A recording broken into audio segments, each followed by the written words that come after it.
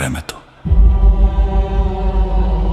Ами, ако можех да вървя по същите камъни, които някога са усещали стъпките на царе. Времето тук е оставило белези, но не от разруха, а от величие, което още диша. Ние не сме просто потомци.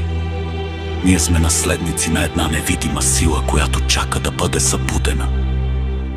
Империи са се раждали и падали тук. Но какво наистина изгражда една велика нация?